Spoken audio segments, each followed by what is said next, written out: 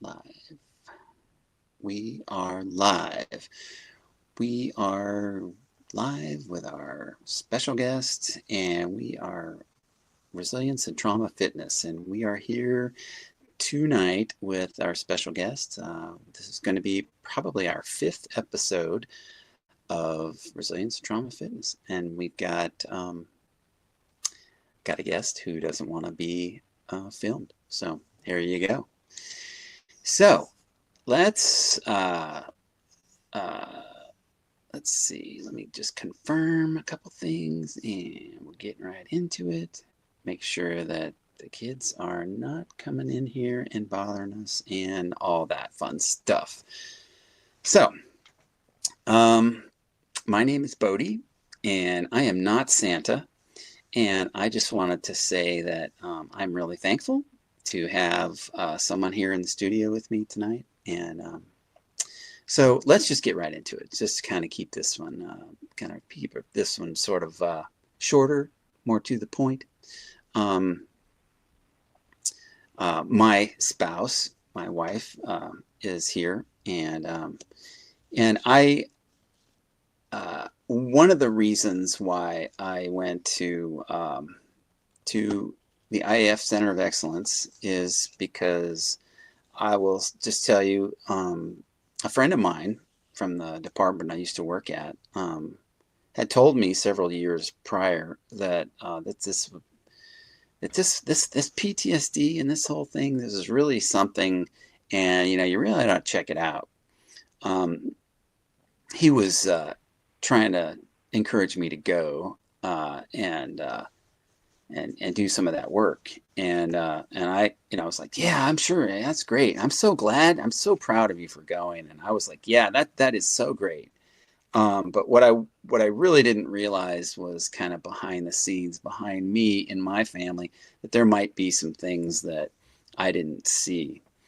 Um, so my wife is here and she can kind of speak to that.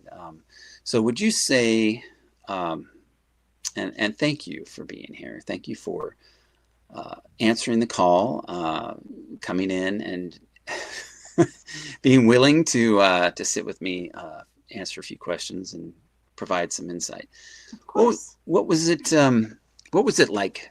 What was it like for you? Is there? Well, let me just say, why don't you take it away? Why don't you just tell us a little bit about yourself and just however you want to start. Um, well, let's see. When we met, I was a single mom at the time, and you were working at the fire department, and uh, we actually got married pretty quickly within a year, and had three children right away. And because we both wanted a large family, and I had to get used to being a firefighter's wife and kind of being on my own quite a lot with the little ones. So that was kind of a challenge at first, for sure. And yeah, it really was a challenge. Yeah. So okay. So I hope the audio is okay. She. I think you can hopefully hear her. But so tell us a little bit more about like. So you were a single mom before I met you, Mhm. and we started our blended family, and we started that, and it was very different for you, um, and and then so kind of go into a little bit about like what did you first start noticing about your husband who was a first responder. Um, well, I just had to be more be organized and try to take care of the kids and do it on my own, just kind of like a single mom would, but for short periods of time. And then when you would come back home, it was almost like a re-entry because you were at a different place with different people for 48 to 72 hours, if not more. And so you and I would learn to talk about what it's like for you coming home and what things that would have been helpful so you could be feeling more supported at home coming back in, whether it's sleep or whether it's kind of telling you what's going on or giving you some warning ahead of time if there's situations or events that have happened in those days, so you weren't kind of surprised for them. And so the communication, that was a huge piece of it. The communication was a huge piece. I Mm-hmm. required a lot of communication because I wanted to know what was going on at home, and I didn't want surprises, right? Right. Yeah, I remember that. And I'm not a real fan of surprises when it comes to, like, really ever, I think, right? Am I not a real fan of surprises at all? No. Yeah, I guess that's kind of, yeah, it is. It is what it is. Um, so, so how did that sort of like end up playing out as the years went by? We had more kids, and did you notice some things building? Did you see any? Was there anything kind of like that you noticed that you would uh, be able to share? Well, I could tell when you came home, whether you had a really hard shift or, just needed extra time just to decompress, which, was sometimes hard for the kids to understand at their age that, dad just needs some time, just to um, re-entry back into being at home. And, and sometimes you wouldn't always talk about the things that you had seen or been through. You might say you had a hard call or something like that, but you really didn't talk that much about your experiences. Um, so, and I didn't want to push it at the time. So, Okay, yeah. you didn't want to Mm-mm. pursue like really like what was going on, kind of Right. under the surface, kind of thing. Yeah.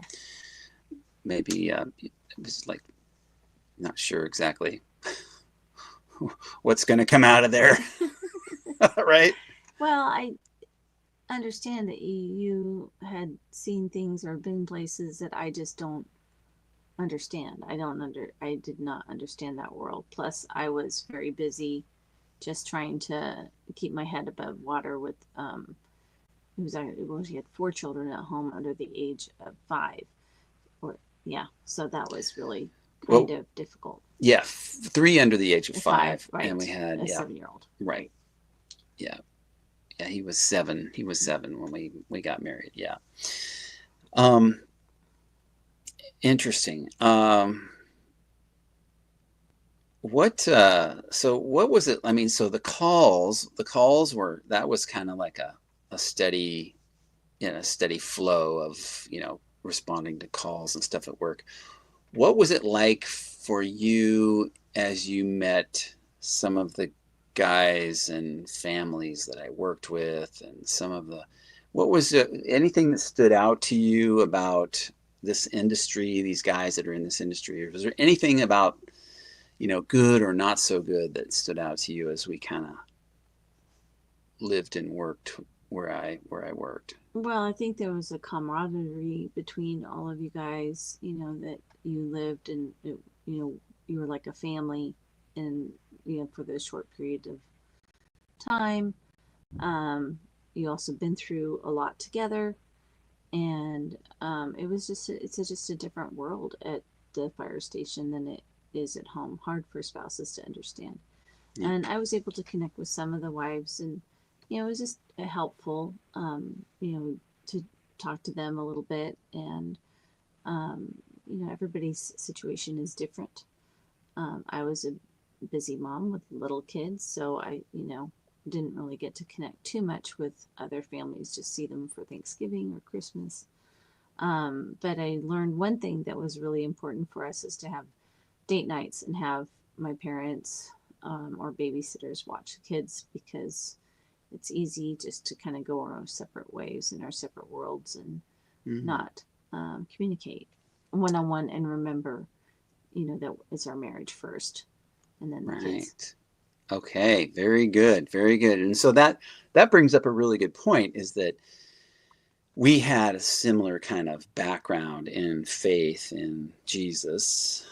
We met at a church, and later got married, but we had sort of kind of on the same page there with that. But one of the things, as I recall, one of the things that we realized at the beginning of that was realizing that, yeah, communication is a big deal. I'm kind of the communicator, and sometimes it's odd because a lot of it's not that way in a lot of relationships. A lot of times, the wife or the woman is more communicative, and the husband is like, not at all. But I think it was very interesting because I've always been a real communicator. I like talking. I want to know a lot of things and I have a lot of questions.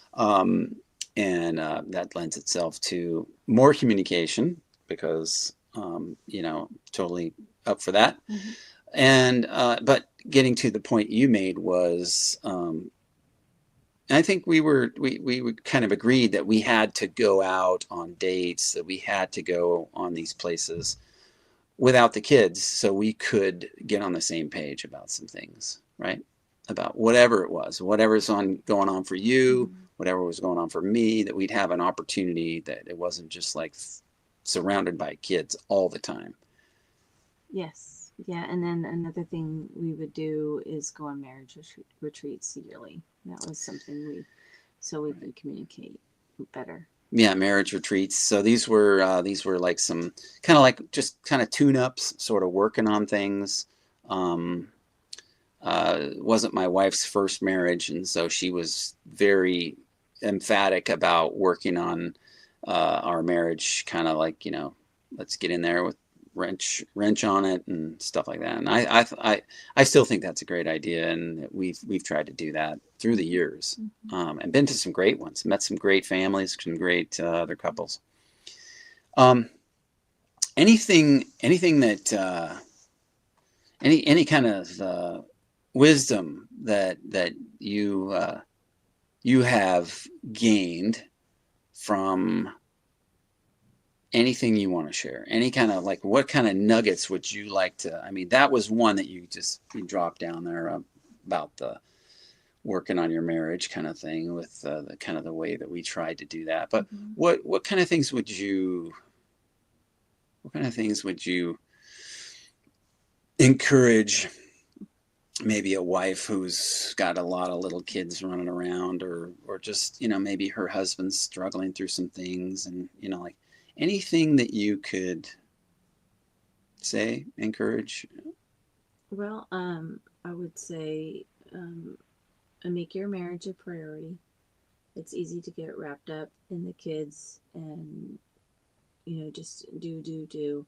Also, make yourself a priority and make sure that you're taking care of yourself, whether that's taking time to go to the gym or going out for a walk or seeing a friend for coffee. Um, I think it is beneficial if you can find another family that's within the fire department, kind of like, another lady that you can be more like-minded with and talk with about things that they're going through. And then just don't be afraid of counseling. It's sometimes people need it, and it's not a weakness; it's a strength. And you don't always have to have it forever.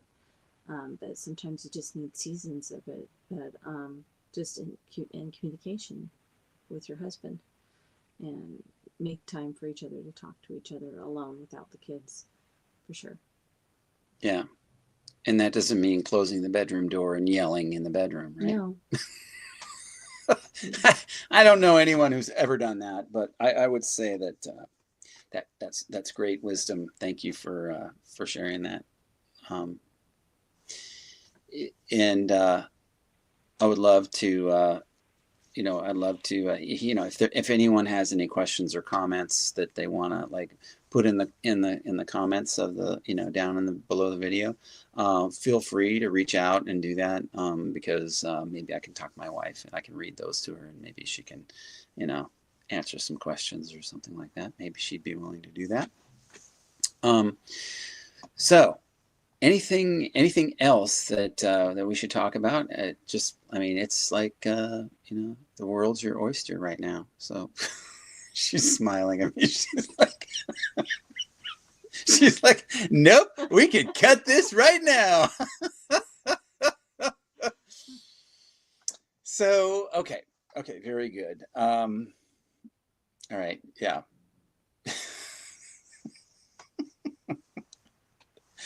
All right, very good. So that's all we'll be doing tonight. Thank you very much. Appreciate your time, and I'm sure that you will be a star one day, Yes. and you're a star for me all the time. So thank you very much to all the wives who are day in day out supporting their husbands, doing the work of the first responder type career. You know what? You know, you bear a burden. You stand in the gap with your kids multiple days, multiple days without backup, and and tearing your hair out with little people, and you know, husbands, dads. You know, when you get home, before you walk in that door, you know already that it's gonna be chaos. You know that, but what you might forget is that she's been dealing with this for days, in some cases, at least 24 hours. How should you respond? How should you respond? Maybe with, is there anything that I can do to serve you? Because you've been serving me, helping take care of our kids. You've been serving the family doing that. And remembering that on the drive home, getting there, understanding like it's been, you know, there might be something that I could say, that just very little thing that could be rubbing salt in the wound. Be careful about how you make that approach. So yeah, um, I know a lot of guys who've got little kids, and they are biting their mom's ankle every chance they get about every little thing, and she is like, right, right.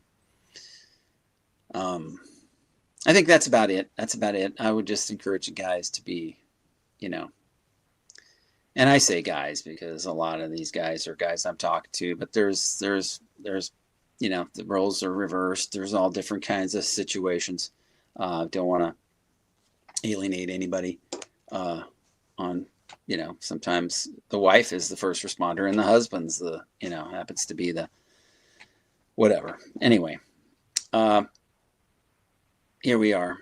We're going to wrap it up. Thank you for being here. Thanks for supporting the channel. Hit the like, hit the subscribe. Send this to a friend that you know that might be able to use it if they have an interest in coming on, being part of what we're trying to do here. And just let me know. All right. Thanks a lot. Have a good evening.